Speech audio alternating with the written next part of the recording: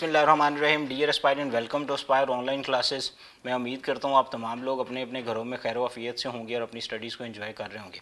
हम लोगों ने लेक्चर नंबर 7 और 8 के अंदर सिस्टम और सिस्टम डेवलपमेंट लाइफ साइकिल के जो फेजेस थे उन कंप्लीट फेजेस का इंट्रोडक्शन पढ़ा था।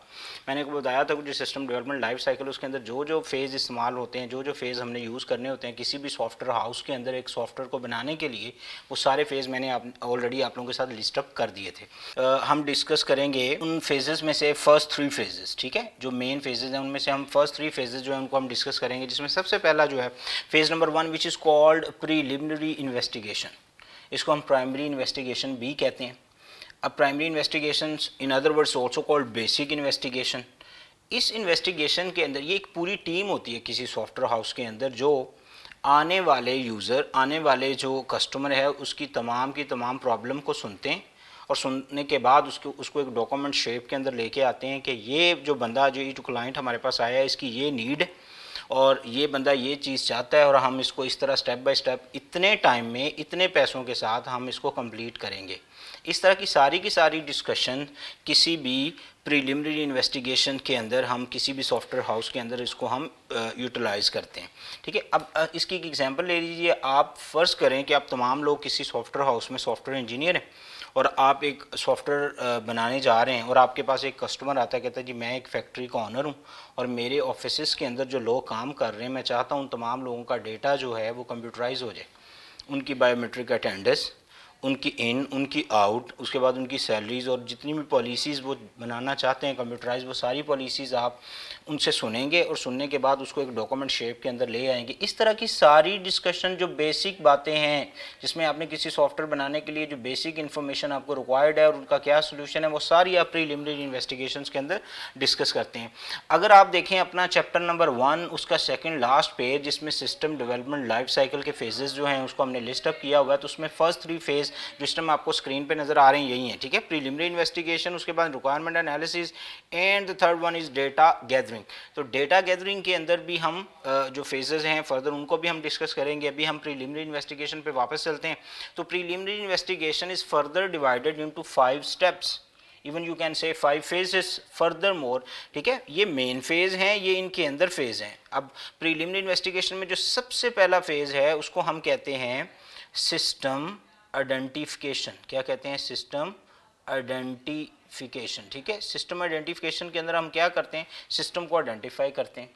Answer, what do you mean by system identification, या क्या मतलब सिस्टम को आइडेंटिफाई करते हैं? कि बंदा आया, उन्होंने कहा जी मुझे अपनी फैक्ट्री के लिए जो लोगों का अकाउंट्स रेलिवेंट इन्फॉर्मेशन है, उनकी पे स्केल, उनकी पेज, उसके बाद उनकी डेट ऑफ ज्वाइनिंग, उनकी जो अटेंडेंस है, इस तरह की जो सारी चीज़ें हैं ना, मुझे एक सॉफ्टवेयर चाहिए जो इस सारी एक्टिविटीज़ को कंट्रोल करे। आपने कहा जी ओके ठीक है डन। अब वो बंदा उठ के चला गया और आपने सोच ये लिया या अज्यूम ये कर लिया कि उस बंदे को जो फैक्ट्री के लिए सॉफ्टवेयर चाहिए उसमें हम उसकी प्रोडक्शंस को कंट्रोल कर रहे हैं, वो किस तरह प्रोडक्शंस होती है और प्रोडक्शन मशीन किस तरह 1 बाय 1 चलती हैं और कैसे उसकी वर्किंग होती है। आपने राइट नाउ ये अपने माइंडसेट के अंदर ये चीज़ क्लियर कर ली।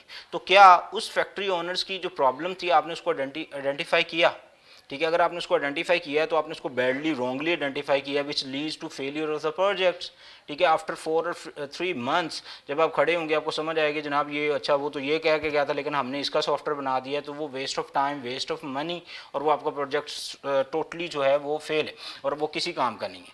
तो सिस्टम आइडेंटिफिकेशंस के अंदर आपने ये देखना है कि वो जो बंदा आपको अपनी प्रॉब्लम आपके साथ शेयर कर रहा है, वो प्रॉब्लम आप प्रॉपर्ली उसको देख रहे हैं, उसको आप समझ पा रहे हैं कि वो कहना क्या चाह रहा है और आपने किस तरह का सॉफ्टवेयर डेवलप करना है। तो ये सारी चीज़ें आप आइडेंटिफिकेशंस के अंदर डिस्कस करते हैं। इसकी नॉन टेक्निकल एग्जांपल लीजिए, एक बंदा आपको कहता है जी मेरी फ़लाँ एरिया के अंदर 10 और 15 मरला जो वो जगह पड़ी है, मैं चाहता हूँ उसके अंदर एक कमर्शियल प्लाजा बना दूँ 10 फ्लोर्स का। ठीक है, या उसके अंदर 10 फ्लोर होने चाहिए। वो बंदा ये बात कह के चला गया और जो टीम थी, जो डेवलपमेंट की टीम थी, जो भी ठेकेदार जो भी, तो उसने कहा कि ना, वो बंदा ये कह के गया कि 2 मंजिला रेजिडेंशियल घर बना दें 2 मंजिला। और उसके 6 मंथ्स के बाद वो बंदा वापस आता है और आके पूछता है हाँ जी किधर है मेरा प्रोजेक्ट? तो आप कहते हैं ये देखें जी ये 10 मंजिला और आपका प्रोजेक्ट तो बना हुआ है, ये 2 मंजिला घर बना दिया हमने।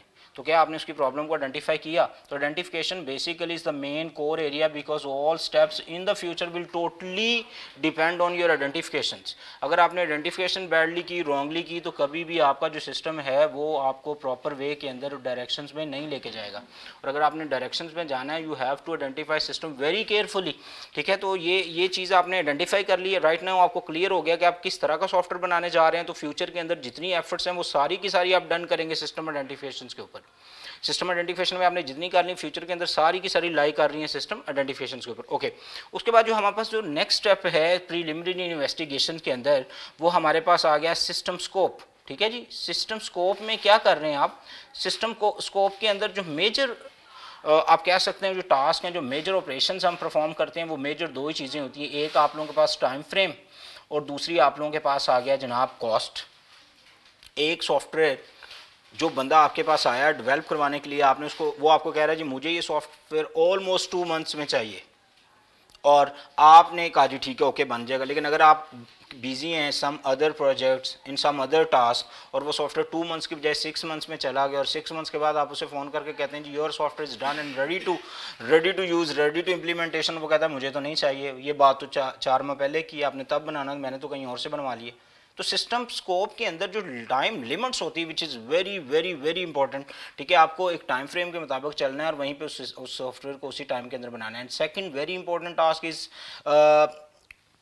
टाइम फ्रेम के साथ साथ जो है वो आप लोगों के पास आ गया कॉस्ट जो होती है, जो आप लोगों को उस प्रोजेक्ट के लिए जो फंडिंग आपने उस बंदे के साथ डिस्कस की। अब फर्स्ट करें 10 मॉड्यूल्स हैं, आप कहते हैं जी एक मॉड्यूल्स 1 लाख में बनेगा, तो 10 मॉड्यूल 10 लाख में बनेंगे आप लोगों के पास, और ये इतने मिलियंस का प्रोजेक्ट है, और वो बंदा कहता है मैं तो आपको इतने दूंगा, तो कभी भी आपकी डिस्कशन पूरी नहीं होती। इस तरह की जितनी चीज़ें हैं, कितने पैसे, कितना टाइम और क्या उसकी एक्टिविटीज़ होंगी, ये सारी चीज़ें आपने सिस्टम स्कोप के अंदर डिस्कस कर लेनी है, ताकि फ्यूचर में आफ्टर 2 मंथ्स जब आप प्रोजेक्ट कंप्लीट करें तो किसी तरह की कोई जो कॉम्प्लिकेशंस हैं, कोई कम्प्लेक्सिटी प्रॉब्लम और कोई भी एम्बिग्यूटी ना हो, और आपकी बातें स्ट्रेट फॉरवर्ड क्लियर हों, ताकि आप सॉफ्टवेयर को वर्किंग इन्वायरमेंट के अंदर इंस्टॉल कर सकें और यूज़ कर सकें। अच्छा, जब आप लोग ये दो चीज़ें भी डिस्कस हो गई, तो राइट नाउ हम डिस्कस करेंगे जी ऑल्टरनेट सॉल्यूशंस। क्या डिस्कस करेंगे? ऑल्टरनेट सॉल्यूशंस, ठीक है। किसी भी प्रॉब्लम को बेटा सॉल्व करने के कई सॉल्यूशंस हैं, राइट।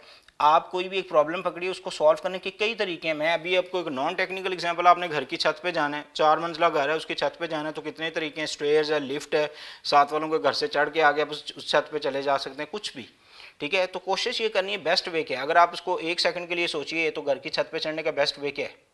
राइट, आपने सोच लिया स्टेयर्स, तो स्टेयर्स जो हैं वो बेसिकली बेस्ट वे है। इसी तरह किसी भी प्रॉब्लम को सॉल्व करने के कई मेथड्स होते हैं, but you have to choose the best one, ठीक है, जिसमें कॉम्प्लिकेशंस कम हो, जिसमें मिनिमम एफर्ट्स लगें और मिनिमम कॉस्ट लगे और बेस्ट सोल्यूशन मिले, ठीक है। आप लिफ्ट में जाएं, पाकिस्तान एरिया, बिजली इशूज़, करंट को, लिफ्ट सेकंड फ्लोर पे फंसी हो, जाके नीचे ही ना आ सके ना ऊपर जा सके, तो वो प्रॉब्लम है, ठीक। तो आप स्ट्रेट फॉरवर्ड बड़े इज्जत और एहतराम के साथ स्टेयर से चढ़िए और छत पे चले जाइए, ठीक है। तो ये ऑल्टरनेट नॉन टेक्निकल एग्जाम्पल है। सेम जब आप किसी सॉफ्टवेयर की डेवलपमेंट में होते हैं, तो एक सॉफ्टवेयर बनाने के कई तरीके हैं। जब हम कोडिंग कर रहे होते हैं, तो एक जो भी प्रॉब्लम होती है उसके कई लैंग्वेजेस के अंदर कोड लिखे जा सकते होते हैं, और कई लैंग्वेजेस के अंदर कई मेथड्स हैं जो हम उसको यूज़ करके वो कोड लिख सकते हैं जो उस प्रॉब्लम को सॉल्व करेगा।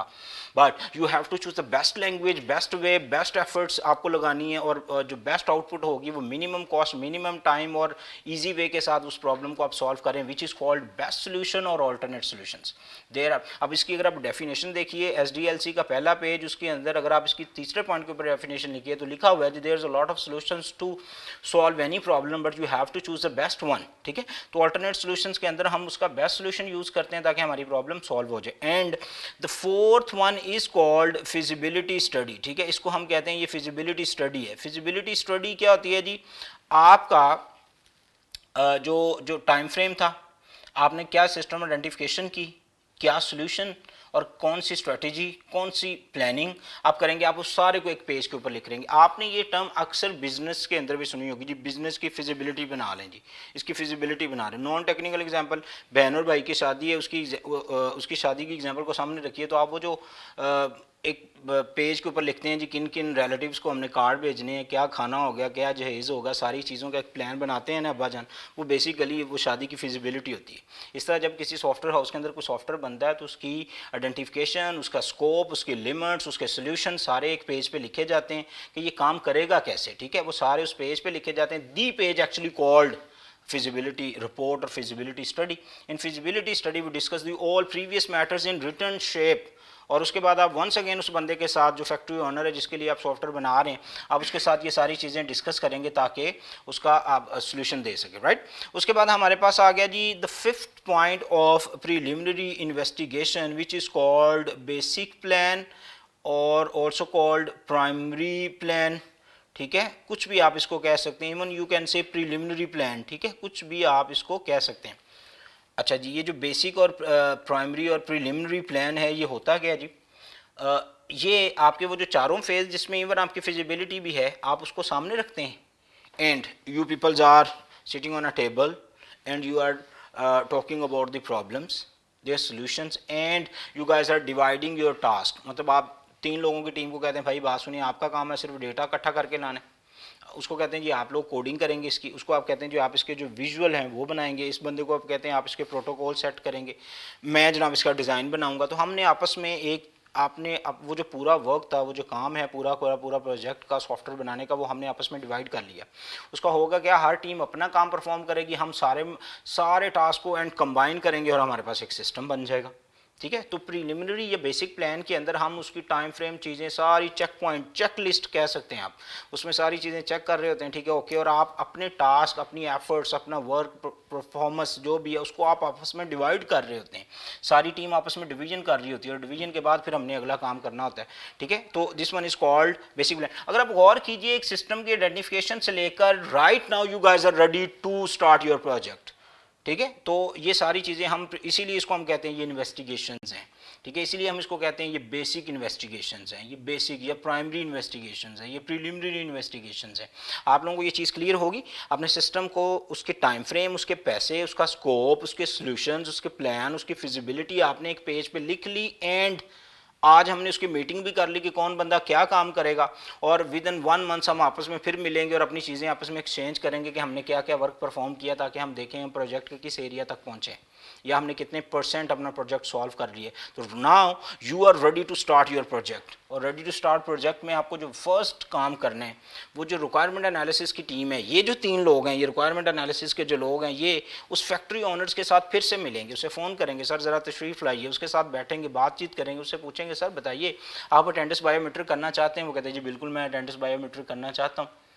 तो सर अच्छा बायोमेट्रिक अटेंडेंस के लिए तो आपके पास सर ये सॉल्यूशंस हैं, आप एक ऐसी मशीन लगाएं जिसके सामने बंदा आके बोले हेलो आई एम हियर, तो वो उसकी जो वॉइस है उसको रिकॉग्नाइज करे, उसकी अटेंडेंस मार्क कर दे, और जब वो जाने लगे तो कहे जी आई एम गोइंग, ठीक है, आई एम लीविंग, जो भी है कुछ भी बोले, या कोई बंदा आए अपना चेहरा मुबारक मशीन के सामने करे और मशीन उस चेहरा मुबारक को देखे और उसका स्कैन करे, और स्कैन करने के बाद कहे ठीक है ओके जी आपकी अटेंडेंस लग गई, और जब जाने लगे तो मशीन को फिर चेहरा मुबारक बताएं जी मैं अब जा रहा हूँ, बॉस की बहुत सारी बातें सुन के मैं वापस घर जा रहा हूँ, तो मशीन उसको आउट भी करे, बात समझे।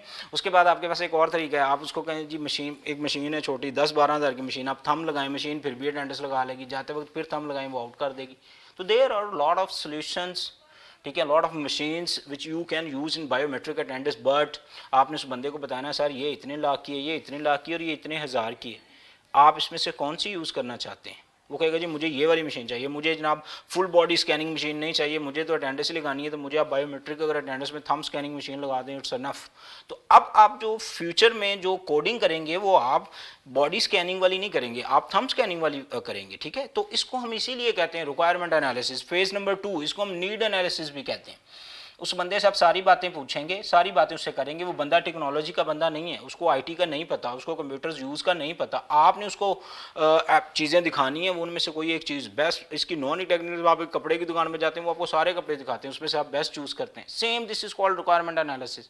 आप उसको सारी चीज़ें बताते हैं जनाब हमारे पास ये ऑप्शंस हैं, आप इसमें से कौन सी चूज़ करना चाहते हैं, ये ऑप्शन इतने की है, ये इतने की, ये इतने की, ठीक है। तो उसमें जो आप लोगों ने अभी पीछे जो सिस्टम स्कोप के अंदर जो चीज़ें की तो उसको आप थोड़ा उसके हिसाब से मॉडिफाई भी कर सकते हैं, मतलब आप लोगों ने अगर 10 लाख में डन किया और बंदा कह रहा है मुझे तो बॉडी स्कैन की पूरी कोड चाहिए, तो आप उसको कह सकते हैं सर आपकी जो प्रोजेक्ट कॉस्ट है वो 10 के बजाय 12 लाख हो जाएगी, क्योंकि आप ये मशीन उसमें इन कर रहे हैं। और ये वो जनरल लाइफ की चीज़ें हैं जो हमारे घर में रोज़ हो रही होती हैं। आपके पेरेंट्स, आपके बड़े भाई बहन डेली इन चीज़ों से गुजर रहे होते हैं, ठीक है। आप अगर उनसे पूछें तो वो कहेंगे हाँ हम ये तो करते हैं, ये तो नॉर्मल प्रोजेक्ट की चीज़ें हैं। आप इवन बाजार में शॉपिंग के लिए जाते हैं तो आप इस पूरे फेज से गुजर रहे होते हैं, आइडेंटिफिकेशन, स्कोप, लिमिट, सारी चीज़ें। दर्जी के पास जाते हैं, मैं जनाब सूट आपको हफ्ते में दूंगा, आप कहते हैं नहीं जी 3 दिन बाद तो बहन का वलीमा है, मुझे तो ये चाहिए, भाई का वलीमा है, मुझे तो हर हाल में चाहिए, ठीक है। तो ये टाइम फ्रेम्स है। वो कहता है जी ठीक है, अगर आपको जल्दी चाहिए तो पेमेंट एडवांस में होगी और ज़्यादा होगी। दिस इज़ कॉल्ड आप कॉस्ट लिमिट्स, ठीक है। कॉस्ट फ्रेम्स, ये सारी चीज़ें आप लोग डेली लाइफ में यूज़ कर रहे होते हैं, ठीक है। रिक्वायरमेंट एनालिसिस, डाटा एनालिसिस के अंदर आप उस बंदे से सारी चीज़ें उसको बता रहे हैं और उससे सारी इन्फॉर्मेशन ले रहे हैं और उसकी जो जो रिक्वायरमेंट्स है आप उसको पूछ रहे हैं और उसको उसका सोल्यूशन बता रहे हैं और एक पेज पे लिखी जा रहे हैं, जिसको हम नीड एनालिसिस भी कहते हैं। Chapter number 1, second last page, second headings, data gathering के अंदर पहली लाइन पे अगर आप पढ़िए तो लिखा हुआ है need analysis, which is also called need analysis. Need analysis में आप पूरा का पूरा सिस्टम क्या कर रहे हैं, उसकी ज़रूरियात को सुन रहे हैं और उसको एक रिपोर्ट पे लिख रहे हैं, ताकि आप फ्यूचर में जो एफर्ट्स करेंगे वो आप उसकी प्रॉब्लम्स को सामने रख के और उसकी नीड्स, उसकी रिक्वायरमेंट को सामने रख के करेंगे, which is called requirement analysis as well. And the very next step is first steps for developments, first step to date. अभी तक आपके इश्यूज, रिक्वायरमेंट्स, चीज़ें क्लियर, ठीक है। इन दोनों फेजेस के अंदर ये चीज़ें क्लियर होगी, ये सारी की सारी चीज़ें। अब आपको करना है जी, उस बंदे की फैक्ट्री के अंदर जो 100 लोग काम कर रहे हैं, आपने उनसे जाके डिस्कशंस करनी है, आपने उन लोगों से मिलना है, उनसे पूछना है जनाब हम आपके लिए सॉफ्टवेयर बना रहे हैं, उसके अंदर हम आपके अटेंडेंस का ये इस तरह की मशीन लगा रहे हैं, कोई इशू तो नहीं है। आप फ़र्ज़ करें कोई ऐसी किसी फैक्ट्री के लिए बना रहे हैं जहाँ के वर्कर जो हैं वो बहुत ज़्यादा लोहे के साथ काम करते हैं, किसी स्टील मिल के, और उनके तो थंब ही ख़राब होते हैं, उनकी थंब के अंदर ऑयल और चीज़ें फंसी होती हैं, वो आप मशीन पर लगाते हैं, मशीन एक्सेप्ट ही नहीं करती, देन ठीक है। तो इस तरह की बहुत सारी चीज़ें होती हैं जिसके लिए आपको लोगों से मिलना ज़रूरी है, उन लोगों के साथ आपको रियल टाइम डिस्कशंस करनी पड़नी है, ठीक है। और रियल टाइम डिस्कशंस में आप लोगों ने करना क्या है जनाब, आपने जो है ना उन लोगों को स्टेप बाय स्टेप उनसे डाटा इकट्ठा करना है, जिसके हमारे पास 5 वे हैं। सबसे पहला तरीका which is called written documents, इसको हम कहते हैं, ये क्या है, रिटन डॉक्यूमेंट्स। अब रिटन डॉक्यूमेंट्स क्या है जी, आप लोगों के पास जाते हैं, उन्हें कहते हैं अपने बारे में सारी इन्फॉर्मेशन लिख दें। बंदा लिख रहा है जी मेरा नाम, मेरी पे स्केल, मेरी एज, मेरी डेट ऑफ ज्वाइनिंग, मेरी सैलरी, मेरा लेवल, सारी चीज़ें ये हैं, मेरी बीवी का नाम है, ये मेरे बच्चे हैं, इतनी मेरी बेटियां हैं, इतने मेरे बेटे हैं, सारी information which is extra information and we don't need such kinds of information for development. तो आप करेंगे क्या जनाब, आप वो पूरा जब पेज उन 100 लोगों से लिखवा के रिटन डॉक्यूमेंट फैक्ट अपने ऑफिस में लाएंगे, you need to sort out actual information from, आपको वंस अगेन हफ्ता लगेगा सारी इन्फॉर्मेशन को एनालिसिस करने में, और उसके बाद आप उस इन्फॉर्मेशन को सॉर्ट आउट करेंगे और समराइज़ करेंगे, एक्स्ट्रा रिड्यूस करेंगे, जो चाहिए वो इन्फॉर्मेशन आप उससे लेंगे और उस इन्फॉर्मेशन को फिर आप सॉफ्टवेयर के लिए यूज़ करेंगे, which is a very very very tough and hard and time consuming concepts. इसीलिए हम रिटन डॉक्यूमेंट्स की बजाय एक दूसरा क्वेश्चन करते हैं विच इज़ कॉल्ड इंटरव्यू। अगर आप गौर कीजिए तो इंटरव्यू के अंदर हो क्या रहा होता है, यहाँ तो आपने उसको कहा जी अपने बारे में लिखने में कुछ भी लिख रहे हैं, इंटरव्यू में आप करेंगे कि आप वही क्वेश्चन करेंगे जो आपको चाहिए और वो उन्हीं के ही जवाब देगा जो आपको चाहिए। लेकिन ये वंस अगेन टाइम कंज्यूमिंग क्यों है, क्योंकि आप डेली जाते हैं और 100 लोगों का इंटरव्यू करना है और 10 लोगों का इंटरव्यू करके आते हैं, तो आपको 10 दिन उस ऑफिस का, उस फैक्ट्री का, उस कॉलेज स्कूल का जिसके लिए आप सॉफ्टवेयर बना रहे हैं, आपको 10 दिन उनका विजिट करना पड़ेगा, which is once again a huge time consuming and highly cost, because आपको 10 दिन उस 100 किलोमीटर उस ऑफिस के लिए जाना पड़ना है, वहाँ जाके लोगों से मिलना पड़ना है, लोगों के इंटरव्यूज़ करने पड़ेंगे, आप 3-4 लोगों की टीम होगी, ठीक है। ये चीज़ क्लियर होगी। उसके बाद हमारे पास जो तीसरा है जी वो होता है बड़ा अच्छा तरीका है विच इज़ कॉल्ड क्वेश्चनियर्स। इसको हम क्या कहते हैं, क्वेश्चनियर्स। अब क्वेश्चनियर्स के अंदर क्या हो रहा है जी, क्वेश्चनियर्स के अंदर आपने एक पेज पकड़ा, जो सवाल आपने इंटरव्यू में लोगों से करने हैं, तो उसका बेस्ट वे है कि आप उसको एक पूरे पेज के ऊपर लिख लें। व्हाट इज़ योर नेम, 2 लाइनें छोड़ दें। व्हाट इज़ योर एज, 2 लाइनें छोड़ दें। व्हाट इज़ योर एजुकेशन, 2 लाइनें छोड़ दें। What is your qualification, what is your date of joining, what is your time in, time outs. आपने 5-6 सवालों का एक पेज बनाया, उस पेज की 100 कॉपियाँ करवाइए और लोगों में जाकर डिस्ट्रीब्यूट कर दिए। लोग विद इन 5 मिनट्स आपको वो परफॉर्मा फिल करके वापस जमा करवा देंगे। अगर आप गौर कीजिए, ना यहाँ कोई एक्स्ट्रा क्वेश्चन है, ना एक्स्ट्रा आंसर है, ना आपको बहुत एनालिसिस में टाइम चाहिए, एंड ना ही आपको 10 दिन जाना है। आप 10 मिनट, 15 मिनट, 1 घंटे, 1 दिन में ये काम करके वापस आ सकते हैं, ठीक है। तो question there is a third technique to collect data, and the fourth technique is called observation.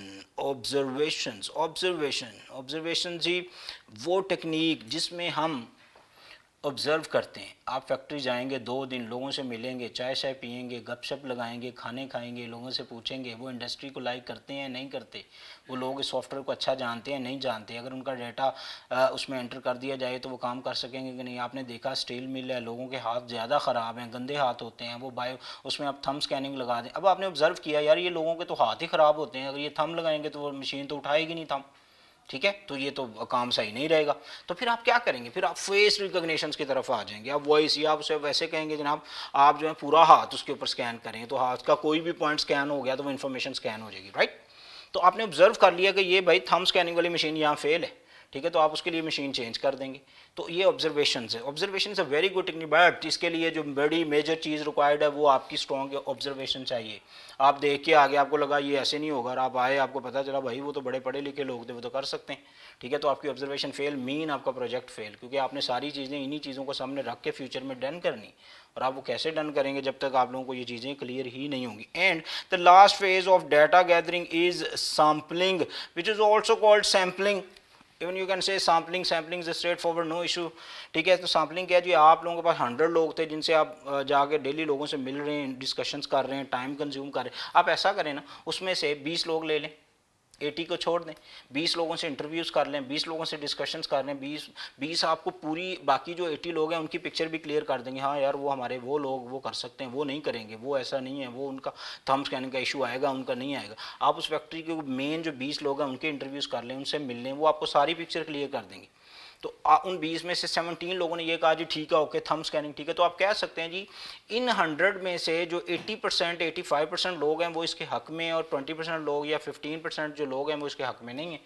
तो सैम्पलिंग बेसिकली बजाय इसके कि आप होल पॉपुलेशंस में जाकर लोगों को मिले, आप उसका पोर्शन उठाते हैं, ठीक है, जिसको लोग कहते हैं यार सैम्पल पेज, तो वो जो सैंपल भेजने वाला होता है वो सैम्पलिंग ही होता है, ठीक है। आप छोटी सी एक पोर्शन उठाते हैं, उस पोर्शन को सामने रख के उस पॉपुलेशन का डिसीजन करते हैं। तो this is the 5th phase of data gathering. मैंने आपको सिस्टम डेवलपमेंट लाइफ साइकिल के 3 मेन फेज पढ़ाए, preliminary investigation, requirement analysis and data gathering.